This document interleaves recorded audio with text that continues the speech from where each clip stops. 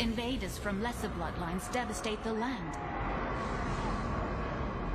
And the true enemy hides behind a veil of mold and rot. Tell me, what is the point of victory?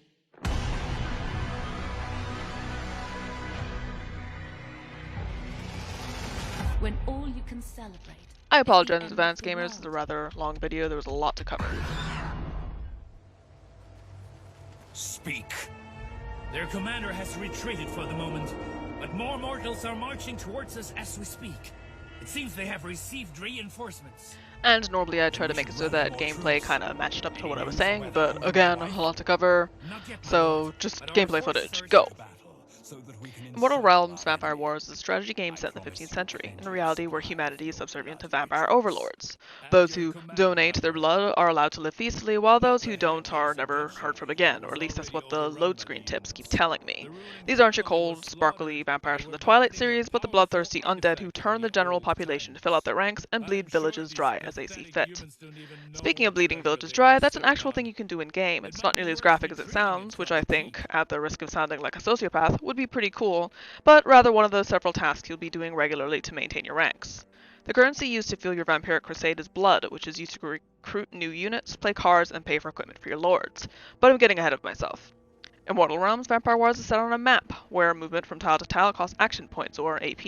You move your team as a whole rather than as individual units, just like in a real-time strategy game. I mean, you could move every single unit individually, but their combat abilities would be vastly hindered. Tiles have structures on them, whether that means dark forests, spooky caves, or human cities and villages ready for the bloodletting, and each has its own use.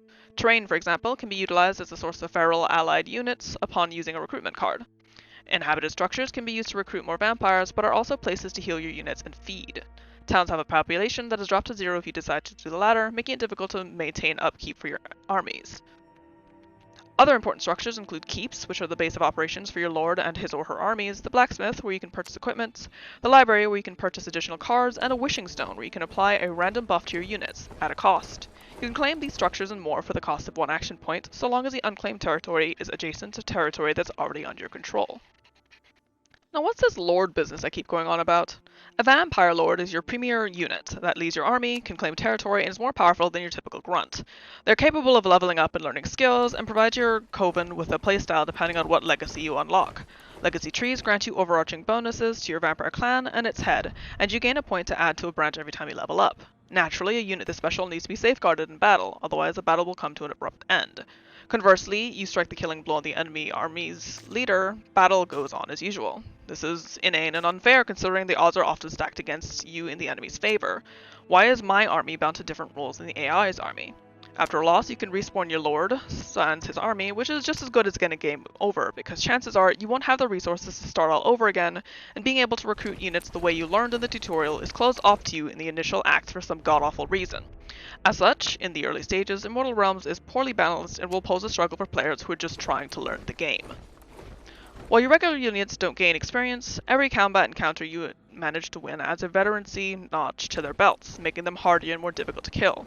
During combat in Immortal Realms Vampire Wars, you have direct control of your units. Before you deploy your team, you are given a glimpse of how battle will go for you. Chances are, if the other enemy has greater power, they'll wipe the floor with you, and vice versa. You can automatically resolve combat if the outcome projection is at least very likely. Then, you are allowed to position your offensive line, a literal line of 2 rows of tiles. Also on the battlefield are monuments, which cast an aura you can stand in order to glean their benefits. These do things like recover your health, bulk up your attack, and allow you to teleport to some far-off point on the map.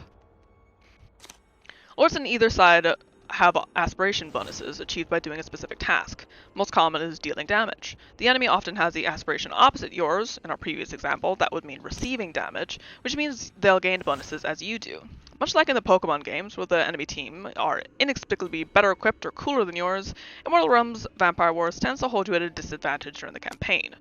Your units have a single skill at their disposal, which means the majority of the battle will take place via basic attacks. Your lord has a selection of 5 spells that can be used at the cost of mana, which does not generate over time unless you learn a legacy that allows you to, or have a buff in place.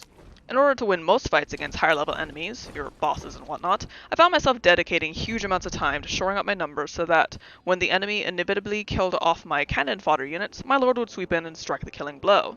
It's not until later that you're able to summon higher tier units that can hold their own, so it becomes a tug-of-war of sacrificing and recruiting. I don't find overwhelming numbers to be the best of strategies, but hey, whatever it takes to win. Do you like bottlenecks? I'm not talking about the dolphins, I'm referring to the noun meaning a narrow section of road or a junction that impedes traffic flow, wherein traffic is your units and the narrow section is created by the fact that for some arbitrary reason, units can't move past each other. This is a huge turnoff for me in turn-based strategy games on a grid as it inflates the number of turns you have to take rerouting your forces and inconveniences attack plans. Everything can be stopped by one poorly placed unit.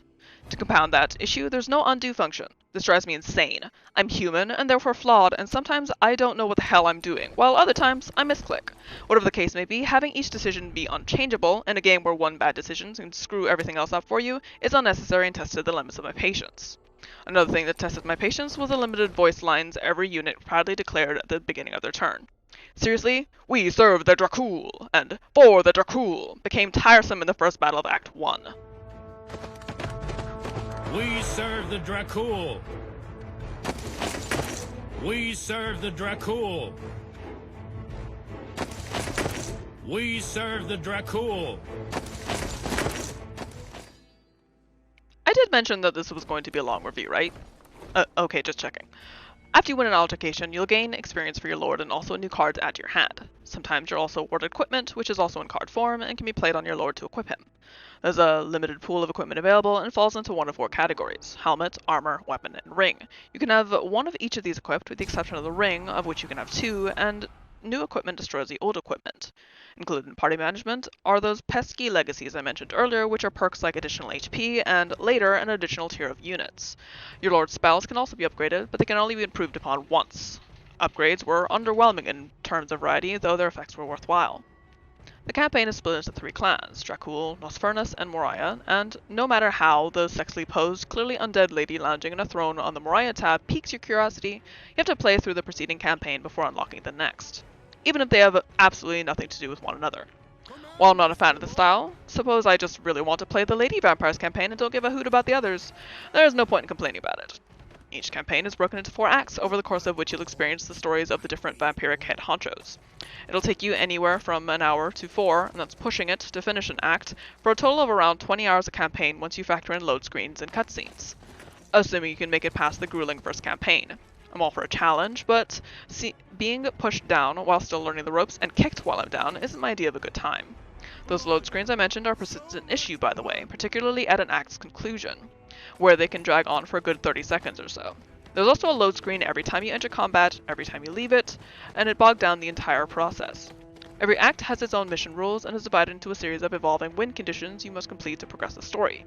These rules include things like changing the way recruitment has to be carried out and limiting your lord's max level, and are generally there to make things more inconvenient for you, the player. In Skirmish mode, you can select which of the 3 clans you play as and which of the 3 clans you play against. I also assumed incorrectly from the name that this would be an online component, so don't feel too badly. Your lord remains the same depending on which clan you choose, but you can change their backgrounds, which affects their passive abilities and how they grow. You can select what equipment each lord wears from the meager in-game offerings and decide what map on which you'd like your battle to take place. You can also set the level of both lords, meaning you can be at an advantage for once. Then, your 2 lords duke it out in a vampire. And that's it. These are very short, compared to the tediously long battles of the campaign, and felt pointless. I mean, what am I actually doing here? Proving which lord is better? The only female character, duh. Afterwards, you're dumped back into the Skirmish main menu in the off chance you want to try again with different lords? In Sandbox, you choose one of our 3 clans, one of our 4 maps, and one of 3 win conditions. I'm sure you're seeing a trend here. There's a handful of options to fine-tune your battle, like AI handicap and how much blood and experience you gain, and then you dive into much of the same. This would have been Immortal Realms Vampire Wars' saving grace as far as replayability had the offerings not been so sparse. There's really not much more to say about it. It's just like the campaign, only slightly different in that some aspects are customizable and there's no story holding everything together. I know I mentioned it before briefly, but the graphics are, for lack of a better term, muddy on the battlefield. You can't even zoom in close enough to make out the blurry number over top your units, which is supposed to denote their combat strength. The developer did let me know that there should be a day 1 patch for this, so maybe that's a moot point by this time. Fortunately, the AI is clear and easy to read, but seeing the 2 side by side only makes it more obvious that Immortal Realms Vampire Wars is no graphical champion. Final score, 5 out of 10. The bones of a good game are here, but Immortal Realms Vampire Wars delivery fails to add the all-important meaty bits that keep the player engaged. Gameplay is lacking in some aspects, and the additional game modes do little to add a breath of fresh air to the staleness as they should. Therefore, I cannot in good consciousness recommend Immortal Realms Vampire Wars at the gate full price. Maybe after quality of life improvements and some free DLC that diversifies the current offerings, or at a steep discount, and only if you've already beat the absolute hell out of Fire Emblem, 3 Houses, and are jonesing for your next strategic fix. I've been Don from Need to Know Gamers. This has been a 10 friggin' minute review. Thumb up the video, share it around, and subscribe to stay in the know. Our lives for DRACUL!